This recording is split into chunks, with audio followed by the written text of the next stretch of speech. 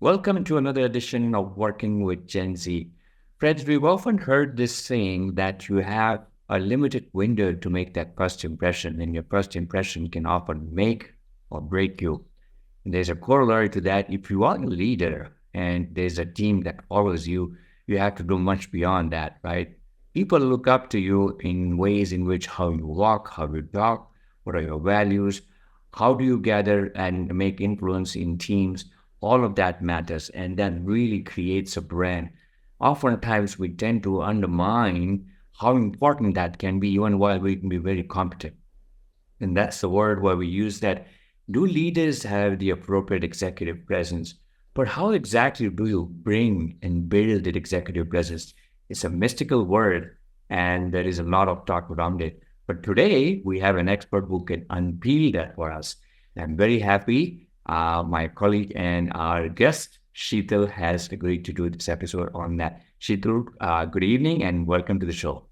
Good evening and absolute pleasure and an honor to be here. Thank you so much, Nikhil. Excellent. So I know, Sheetal, both of us have been juggling very hard to land to a date. It had to be a late evening. I'm sure, on a Friday evening, but I'm deeply grateful that you've agreed to do this late evening before the weekend. So let's get to it. Very excited. This is a topic, obviously, for all of us who worked have been in the professional space for a few years, but we know that, but we're going to actually unpeel and get to understand as a little more granular level, but also maybe for a different cohort, the young managers who are entering the worst. So all of that can come in a moment, but first I'd like you to share a little bit about your background, your story, and what you do. Okay, so yes, I've been doing this for over 2 decades now. I work with senior leaders and star performers in the corporate world and help them upgrade their executive presence. Now, the interesting thing, Nikhil, is that people use the word executive presence, but they can spot it, but they can't define it. So when I was researching for my book as well, I asked a lot of people, and I heard things very frequently like, "Oh, it's the it factor, it's the X factor," as if it's a television show. But when I asked people to define, they couldn't. But when I asked them to spot it, they could. So when I asked them, "Can you tell me a cricketer who has executive presence? Or can you tell me a movie star or a celebrity?" They could. So then I said, it's time to demystify and let's have a scientific model, a model-based, understanding of executive presence. So I researched extensively. I spoke to leaders, I spoke to participants, I spoke to L&D heads, I even spoke to young millennials and Gen Z to help understand what is executive presence in their context. And happy to share that I came up with a very simple and easy to follow formula, which I also use as a diagnostic tool called the POISE formula of executive presence. Each letter stands for one aspect. So the letter P stands for your physical presence. The O stands for your online presence. The I stands for your influencer skills. The S stands for your stage presence. And the E stands for your engagement presence. So that is the background.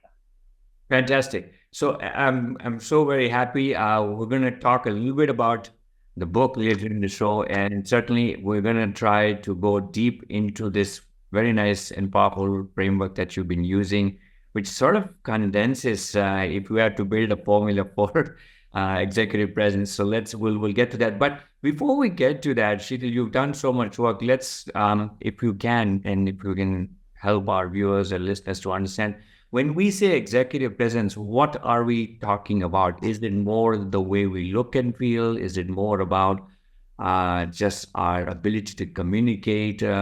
What comes in it, right? Because it seems like it could be everything, but yet it's better if we can define it somewhere. So how would you go and describe that? Yeah, sure. See, let's agree that your knowledge and your content or your understanding of your business and your job is the foundation of your corporate career. That you cannot walk away from. So that is a very solid foundation. But beyond that, what more? So I always draw a parallel and I say that, with climbing the corporate ladder across the world is like climbing Mount Everest. Mountaineers will tell you That there, it's a two-step journey. First, you walk to the base camp, then you attempt the summit. The skills needed to get to the base camp are very different from the skills needed to get to the summit. Similarly, in the corporate world, there is a certain base camp. Technical skills, intellectual skills, and hard work will get you to the corporate base camp. But once you reach there, the skill set changes drastically because now that becomes a hygiene factor and everybody has it. So, what is going to take you further? And this is where executive presence kicks in. Yes, it is perception. It is how others perceive you as a leader. You could be doing a lot of great work, but if you're not visible, it is a problem. The three most frequently heard, comments whenever I'm asked to coach senior leaders is first one, he's technically brilliant, very smart, but somehow lacks gravitas. Second one, she's delivered great results. We want to promote her. But you know something? She doesn't look like a leader. And the worst one, who is he? Yeah, I think I've met him. Zero visibility. So clearly, looking like a leader, displaying gravitas, what is your internal visibility, and how are others perceiving you becomes a very critical element of executive presence. Yeah, wow, what wonderful. Three excellent examples. Even while they're very quick, short examples, I'm sure all the listeners here, I know that we've probably been in our career where we didn't consciously know about it until, right, as you've kind of spelled it out that, okay, you're good at something, but not a good at something, but how do you actually build that missing link or that missing element? Okay, so let's go to it. Shital, before we get to poise, the purpose for our episode and this show is obviously focused with Gen Z.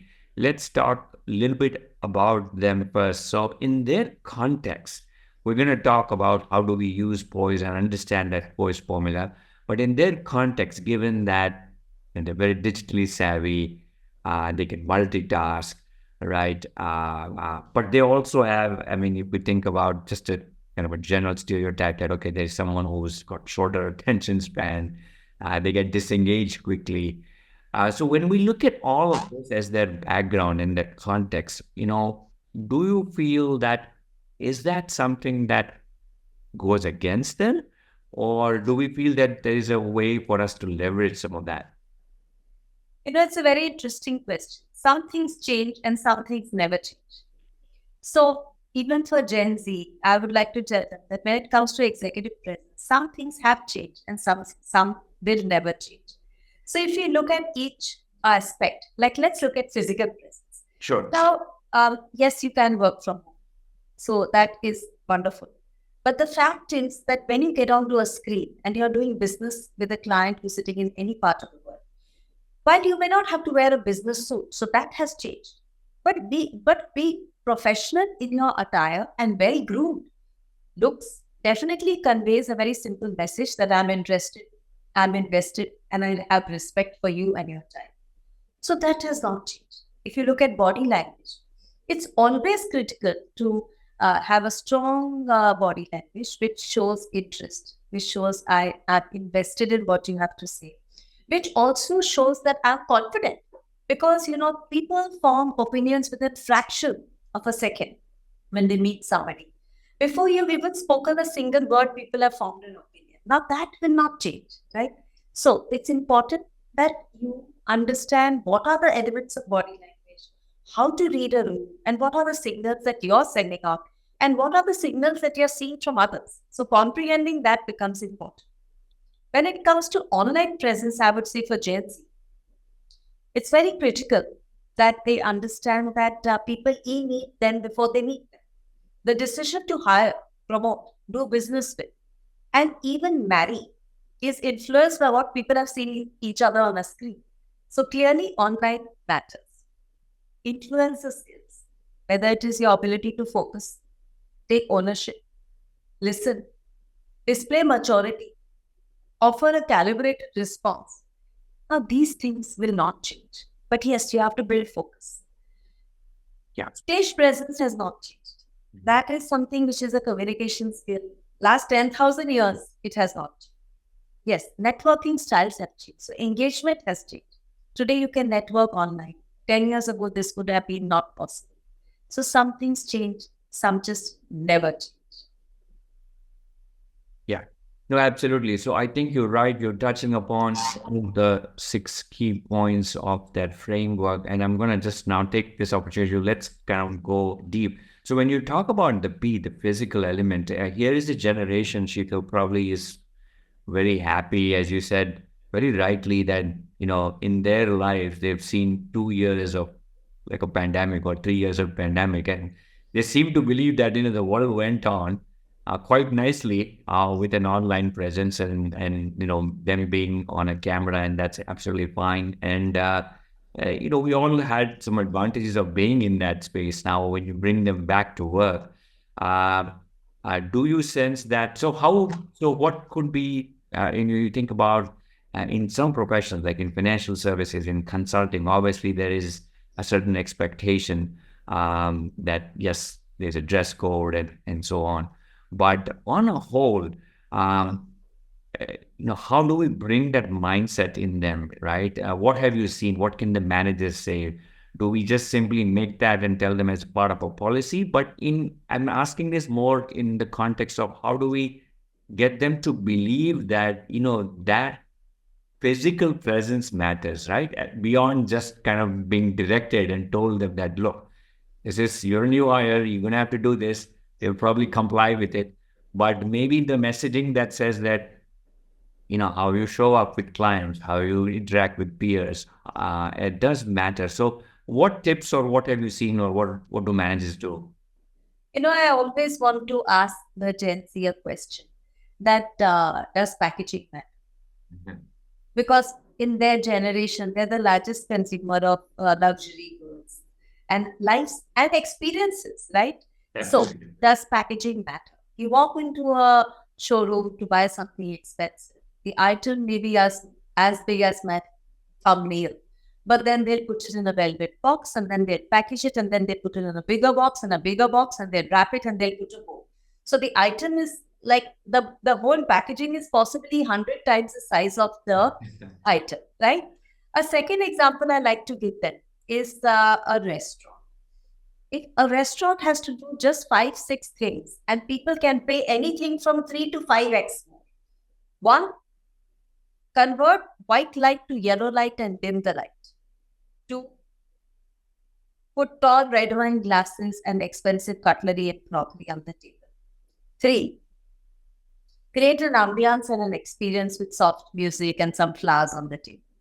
Four, they can even serve half the food, so cut the portion into half. But five, garnish it and present it well and share what are the ingredients that go into it.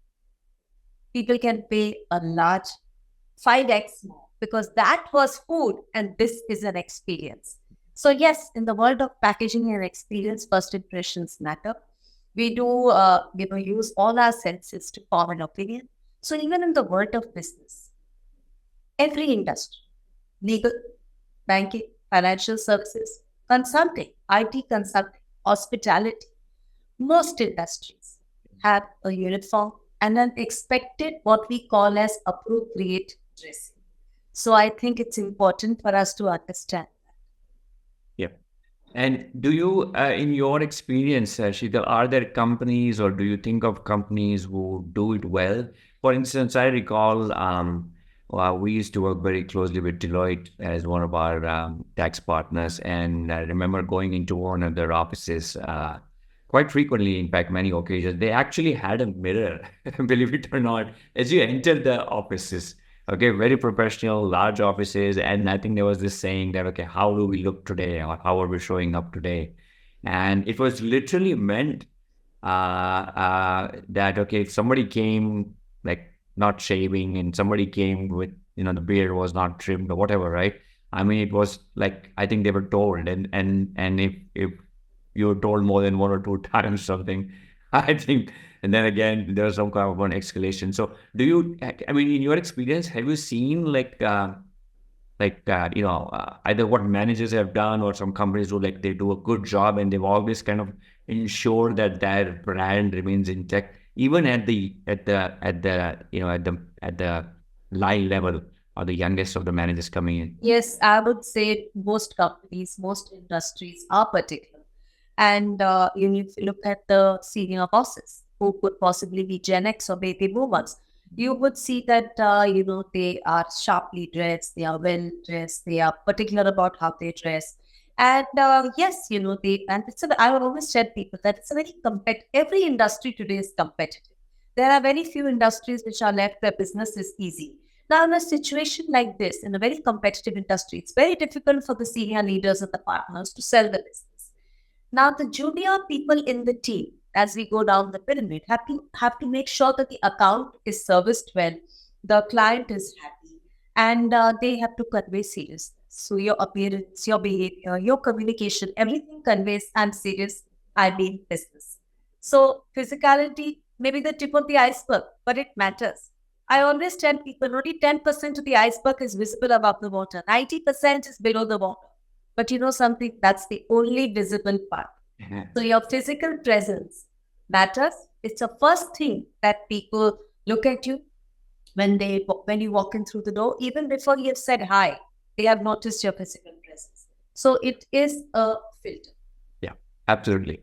Yeah, sure. So let's now go to the next one. I think just unpeeling your voice formula is very good here. What about the online presence? Here, one thought that obviously comes to me is that they are tech savvy. They're likely on Instagram. They're likely on LinkedIn, and they're likely on, I don't know, half a dozen other platforms. But I guess one thing that often gets told or not told maybe is that are you consistent with your online presence, right? And therefore, if you go to a platform like a LinkedIn where it's a little more serious and focused, where some of the other platforms could be a little more social. So what have you seen, or what's the message there where perhaps you can say that, look, you've got to be careful of what and how you say and what you say, maybe, in some of the other platforms, or what would you say when it comes to online? Because that seems like could be one thing where there's a disconnect. Yeah. See, online is here to stay. We have learned to do a lot of business on a screen. And secondly, I always tell people, put your name into Google and see what shows up. This is what the world is seeing and forming an opinion of. If you don't like it, you can improve your personal branding. Yeah. For example, if you're working for a large corporation and you have a colleague sitting in another part of the world and you have to jointly work on a project and you were just marked CC on an email and they have to get out to a call with you, how do they know who you are and what you look like? The first thing they're going to do is copy paste your name into Google, and whatever shows up, they believe it. So, manage your online presence. Secondly, the world of social media has got very beautifully bifurcated. Sites like Instagram and Meta definitely fall into the personal domain. Yeah. So, your personal contacts should be on those sites. LinkedIn definitely is a professional site. Maybe Twitter one can use for knowledge, information gathering, social listening, small talk. But I expect that every professional, regardless of their generation, should definitely understand one, punch your name into Google and see what shows up. This is your personal brand. Two, please make sure that you manage your online presence. So, if you don't want people to see the photographs of you on a holiday, then just make sure that your clients and bosses are not on those sites with you, right? So, make sure that you close your accounts, you understand the privacy settings so that you are controlling what people are watching. Yes, Gen Z is very good with tech. They literally were born with an iPhone in their hand and they can very quickly navigate through many, many things. But then, if you want to build a career, before you post something, before you allow somebody entry to your friend circle, or then create circles within circles so that, you're controlling what people are watching. So I always tell people that would you want your client or your super boss to see this photograph or this post? If not, then I have a suggestion. Please manage the circle. Secondly, when it comes to LinkedIn, mostly it's the first site that opens about you when you punch your name into Google. Now, this is the first site that people are going to click. So, do you have a professional photograph of this? How many contacts do you have? What are the posts that you're sharing? People are going to be absorbing all that. So, understand your personal brand, synchronize your online and your offline presence. And please control what people are watching so that you are in the driver's seat of what is what people around you are using to form an opinion of you. Yeah, absolutely. No, I think what good advice. I mean, uh, we can very easily discount, how much damage maybe one of our personal, on a platform where we're sharing all our personal stories can quickly, form an opinion about us in the professional space, right? Now, what do you recommend here, Sheetal? Do you recommend that they then should talk to, I don't know. I mean, they themselves are tech savvy, but perhaps this is a blind spot, is what I would Yeah. gather sometimes, right? Should they talk to a mentor? Should they talk to someone else? How do we help them? Or, I mean, obviously, you've indicated the benefits of doing that. Or, what would be the best way? So, in other words, if some young person is coming into the system, we've recruited them, we've taken them on board, they're good, but maybe not aware of some of these things, and we can. See, I would say a multi-pronged approach. First of all, please read the social media policy of your company. Every corporation has a social media policy. And very categorically, some of them say that religion and politics is not something that they want you discussing on social media, right? So if your client interfacing, or if you have clients which are global, so just understand, first of all, you don't want to be caught on the wrong foot. Secondly, my personal opinion is that create opaque walls between your personal life and professional. Yes, you want to have fun on a weekend or holiday. You have a right to lead your life the way you want, with whomever you want to, doing whatever you want. But the fact is that do you want your clients and your colleagues and your project leads sitting across the world seeing that? So that is a choice that you need to make. So just build awareness, and just building that awareness itself and giving it some thought. I mean, sometimes ignorance is bliss, but in this case, it's not. Yeah, no, absolutely. I really like what you said about um, social media policy. We never kind of, I mean, consciously think about, what could be a formal policy which, restricts us or prohibits us. And as I think we can get into, I think all of us, why this is Gen Z, we be cautious, right? As you said rightly, sharing political views and things like that that can create a controversy, not just for you, but for the employer, for the bosses, and maybe Yes. a larger force there, right? Okay, so I think that's excellent. Let's go to the I.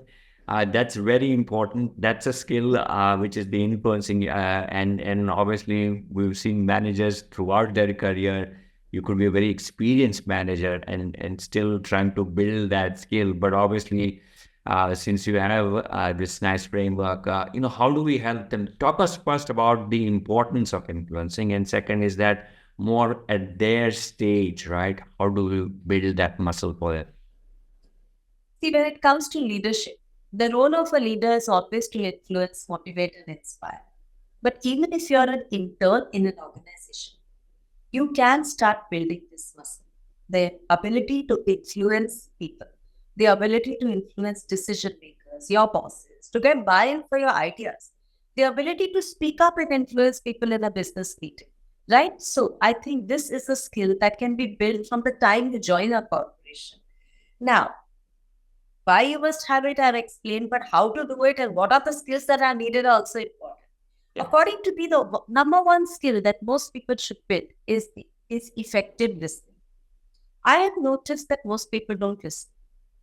Either they are completely zoned out when somebody is talking and they're thinking of something else, or they are thinking, we listen to answer. That means, we listen to, and we are constantly thinking, what am I going to say next? So I think building effective listening definitely goes a long way. See, leadership styles have also changed. In the 80s, leaders were very autocratic, so they didn't need good listening skills. Slowly, we moved towards leaders who were more democratic. Today, we have leaders who are collaborative. And to be collaborative, even if you're leading a team of two people, the fact is that you need to listen. You need to listen to your client. You need to listen to your colleagues. You need to listen to your team members. So, according to me, a very important skill is listening. Secondly, of course, building focus. Social media has definitely ruined the attention spans of all generations, I would say. Why just Gen Z? And we blame them, but I would say attention span has definitely the window of opportunity has shrunk. Yeah. So all of us can focus much better by summarizing, by taking notes. Many times I see the meeting nobody's taking notes. Like, what do people think that they can commit so many points to memory? So take notes, take e-notes. It will help you build focus. It will also you summarize. If you display curiosity, also it helps you build focus. If you ask an interesting, intelligent question in a meeting, it definitely helps you focus. So that's important. And finally, I would say voice and calm under pressure. Yeah. We live in a very turbulent time. There's a lot of pressure on everybody across, at various levels in the ladder. And to remain calm, to handle your emotions well, to offer a calibrated response is important. So knowing your triggers and working with them becomes critical, regardless of how old or young you Yeah. No, absolutely. I really like, I mean, I'm sure like, on the topic of influence, there's so much written and spoken about it and influencing their authority. But even the very simple advice of good listening, Sheetal, is so at a premium because, like you rightly said, people with more than 2-3 decades of work life still struggle with it. But I think that in itself can create, put you very differently because you're there, you're attentive, and you're doing this because you want to be there and you're present. And I think that good advice, So I especially. always tell people that the word silent and the word listen have almost the same words, right? So unless you are silent, you can't listen. So yeah, it's important. Brilliant. Yeah. So that's the we talk about the BOI, or let's talk about the S and the E, right? So it's the S. Let's talk about that's the staging, right? Yeah. And talk us through, okay, are we referring more here now, our ability to communicate more physically? Is it also verbally? Is it writing skills? What do we mean by staging? It's a lot to do with how you communicate in front of an audience, regardless of the tool of communication. So let's start with the first one, which is speaking in front of an audience, or what we call as public speaking, right? Now, this skill, according to me, as I said earlier, has not changed in the last 10,000 years. Battles were won not on the size of the army, but how effective were the leaders in communicating the objective and motivating the soldiers, right? So this skill has not changed. Now, the fact remains that how you communicate in front of an audience is a very critical skill. Secondly, how you communicate on a video screen, because now people are only seeing 20-30% of your body. And the sense of touch and energy feel has also gone away. So you have to be much more energetic and enthusiastic on a screen. You have to maintain much more eye contact. You have to build engagement. If you switch off the camera, people tell me, oh, I'm not camera ready. And I always tell them, there are three elements to communication: visual, verbal, and vocal. And if you have taken away the visual, there is a problem because you've taken away one third of the impact.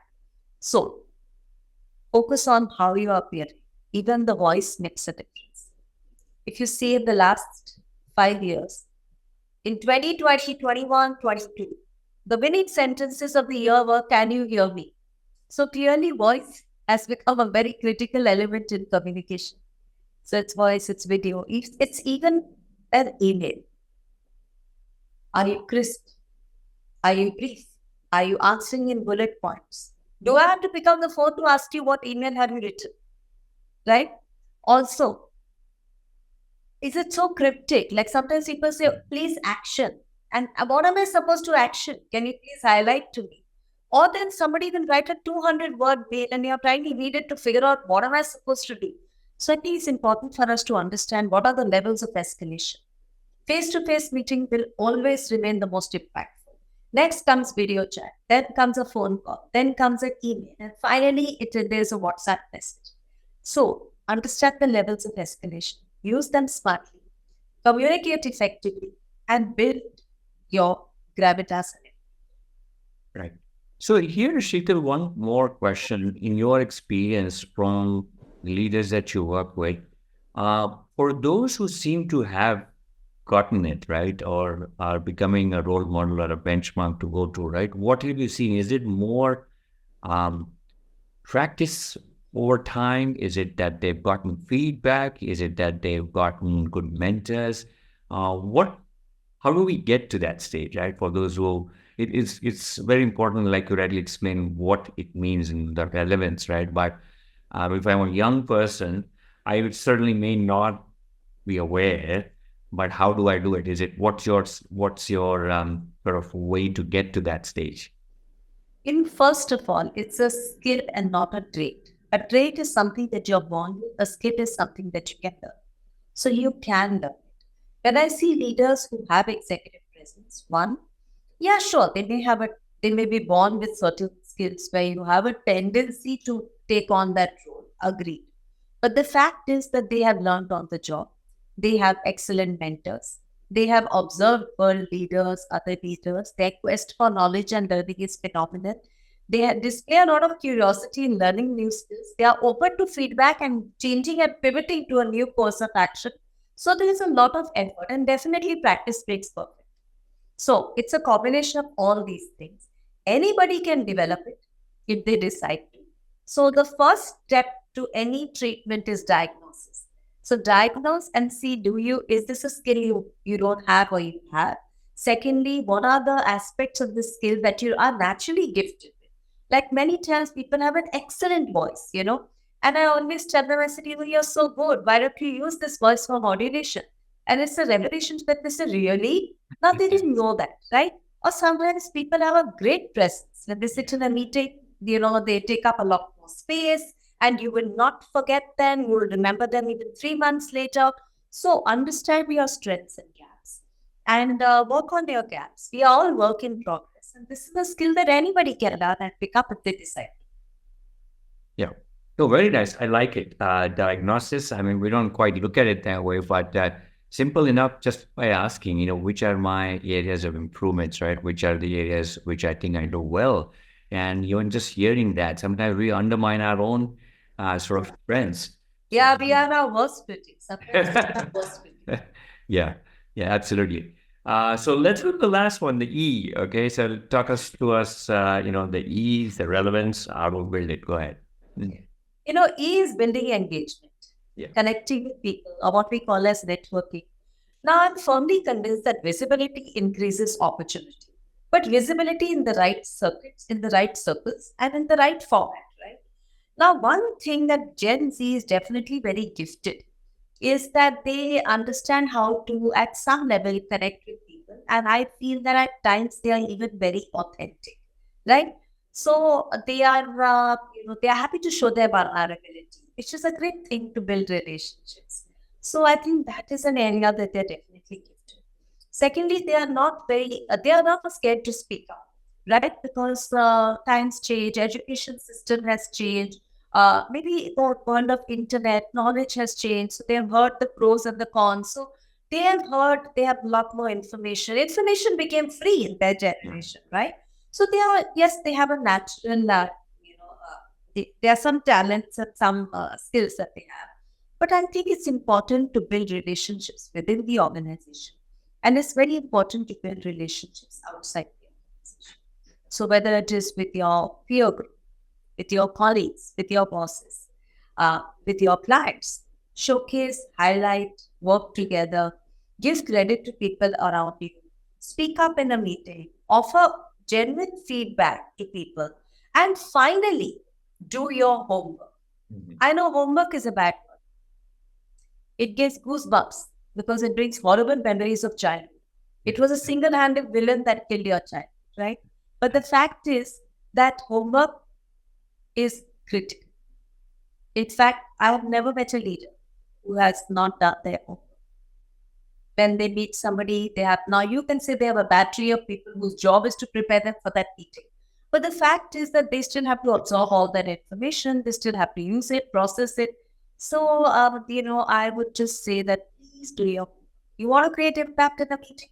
Do your Write down 4 points that you're going to raise. Maybe one or two will be taken up by somebody else, but at least you'll have 2 points to share. Do you want to create impact? Write down two intelligent questions. But you know something, this will not happen when the camera is on or the meeting is rolling in person. This will happen when you're sitting at your desk and planning for the meeting. It's like saying comedy is impromptu. There's nothing impromptu about comedy. It's a very well rehearsed act. It just looks impromptu. Yeah, absolutely. Yeah, I think all the people who we think are somewhat naturally gifted, as you said, beneath the iceberg is comes the practice and the feedback and the practice, right? So I think but it's I'm I firmly convinced that nobody can wing it. Even yeah. heads of states, presidents, prime ministers. I mean, they can say, oh, I've traveled 100 countries, I've met of so many heads of states. Why do I need to prepare? But they really work very hard to prepare what they are going to say, how they are going to say it. So I think it's important. If there's one takeaway, it is do your homework. Yeah, absolutely. And yeah, and I really also like the advice of just building relationships. I mean, what a super piece of advice there, not just for the young Gen Zs, and especially it's a personal life as well, but in professional life too, both inside and outside, and that really kind of almost creates this coalition, if you will, of you can see you and how you can move up and so on. And there's a lot written about that too. Now, two more questions here, Shikil. One, of course, is you work with a lot of companies, you work with a lot of leaders. In your view, like who would you admire? Like, okay, are there a few people that you've said that, okay, here are some people that like you've seen uh into have, carrying really excellent or have very good executive presence. Um, Anyone come to mind? Yeah, I would say that if we look at the Indian business world, I personally think that Mr. Ratan Tata has phenomenal executive presence. He almost has an aura around him. Highly charismatic person. I would say Mr. Anand Mahindra has phenomenal executive presence. Indra Louis definitely has phenomenal executive presence. I would say Kiran Ramazumdar Shaw as executive presence. So yes, in the world of business, these men and women have displayed phenomenal presence, and each of them has their own formula. And but the fact is that they definitely have they are very good leaders, and they are very likable. That's also very important. In the way they present themselves, their personal brand is very strong, and it stands for certain value system as well. No, yeah, I think all those four names, I don't think a single person can disagree. Just the way in which they carry themselves, the way in which they communicate, what they embody, and so on. Now, one other question here, Shikal, which is to say that um, if you have someone, I mean, again, in your experience with working with leaders, if you are at a certain stage on a spectrum, let's say I want to go from 0 to 10, I mean, that's the spectrum, and I'm at a 3 or a 4. Like, is there a typical, and I know I'm asking a very general question, is there a typical duration through which you've seen that, okay, leaders move up that spectrum, right? Uh, how much time? I mean, again, it's a general question, but is that something that you see requires a lot more time? And I really want like you to just say what it, because I don't want people to say, oh, okay, this is a quick fix. I'm going to do it. I'll read a book or I think these are all good tools as well. But my sense would be it's a little more longitudinal effort, right? And so what Yeah. do you see on average, or is there something that you see that, okay, this just takes effort, or, what do you see? See, reading a book on executive presence is going to convince you on the why. So why you need to. But the how requires implementation, it requires time, it requires patience. I would say there is no magic wand. It's not that something will put you through something and you'll come out looking differently. But the fact is that there's definitely a before and after. I would say 6 months to a year if you focus on the skills. But having said that, lessons are taken, not given. So everybody has their own learning curve. But yes, definitely 6 months would be a good window if you decide to make a change. You can see the needle move. So that definitely I would say is a good time. Okay, fantastic. Now, speaking of that, you'd mentioned earlier in the show about an instrument. So I think this is a good time for you to also talk a little bit about book and the instrument and see that how that can be used. Yes, the book I researched for about 3 years, and I spoke to a lot of business leaders. There are a lot of comments and quotes from business leaders because they felt very passionately about the subject. So I put together the book. I was lucky, HarperCollins published it, and it has become a bestseller on Amazon. But what it really does is that it's a diagnostic tool, and I always tell people that a book can reach a lot more audience than a trainer or a workshop or a coach can reach, right? So yes, it is.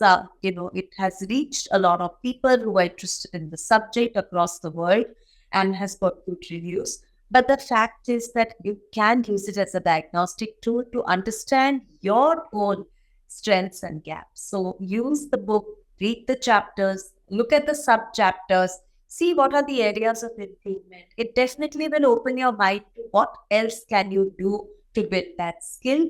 And I'm sure then once you have that, you can get on to the internet. You don't even need to invest in a trainer or a coach or a training program.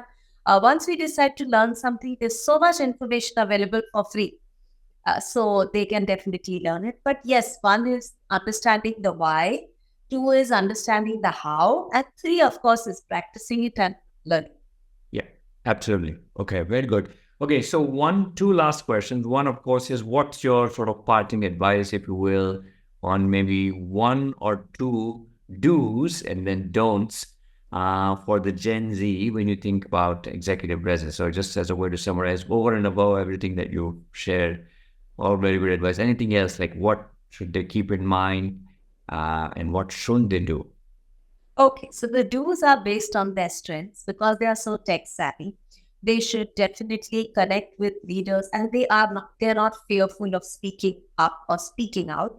They should definitely connect with leaders at various levels in the organization and work towards building relationships with them. Your network is your net worth. So start building your relationships in your 20s, and you will get the dividends in your 40s and 50s. So that's my one advice to them. The second advice is that you should definitely manage your physical and your online presence. Don't because the web has an elephant's memory. Something is posted there somewhere. Someone could have captured it. So please become mindful of your online presence and definitely focus on your physical presence because it says I'm serious. I mean business. I respect you. I respect your time. So appropriate dressing is important, and grooming and body language is important. To say I'm interested, I'm confident, I want to articulate a thought that will add value to what you are thinking about. So add value in conversations by showing your physical presence as interested, invested. When it comes to don'ts, I would say that in terms of uh, yes, I would say focus a little more. So don't, take careers and relationships for granted. Do definitely make investments in that because what you do, the skills and the learning that you have in your 20s is phenomenal, and it is going to definitely come in, it will definitely be very helpful. So, be the second thing I would like to tell you is that be very energetic and enthusiastic in learning new things. It's not about your designation. It's not about the money that you make in your first few years of your career. It's about who you connect with, what is the learning, and how have you added value, what have you gained, how will it help you in your future life? And something, every skill will help. So whether it is, learning finance, even if you're not a finance professional, or it is working with a team, even if you're not an HR professional, or it is organizing an event, everything will lead to learning. So connect with people, build your relationship, showcase your talents, and make the journey ahead will be very fruitful. Fantastic. Wow. Excellent advice as a way to wrap up here. Some two really good, simple do's and also the don'ts to keep in mind. Sheetal, this is one fabulous conversation. I do want to ask our final question. Where can people find more information about you? Is there a website? Is there Yes. online where they can look you up? Wow, how do we find you? Yes, thank you. I look forward to connecting. They can find me on Amazon, Matthew Nishita Kakkar Mehra. and or they can connect with me on LinkedIn. I have a Twitter account, and definitely I have a website. So there is a social media presence. Just punch my name into Google and various options will show up. And I look forward to staying in touch. In case they have a question, I would love to answer. They can write to me on Twitter or on LinkedIn. And I'm sure we'll be in touch with some of the audience. Thank you. Okay, lovely. Well, there you have it. We've got a really nice overview and maybe a few levels deeper understanding of what is executive presence, how do we build it, what are the different elements, how do we get to that, right? And what good advantage the Generation Z has, right, to know about this so early in their career, and how do we leverage that? And Sheetal has very kindly shared all the tips, but also ways in which you can reach out and how she can support. So I would encourage all our Gen Z viewers, listeners to tap into that, and for others as well. Sheetal, thank you very much. I do hope as we make our travels that we can actually meet up in person Thank at some you. point. And looking forward to more work at some point again in the future. Thank you and take care. Thank you and goodbye. Thank you.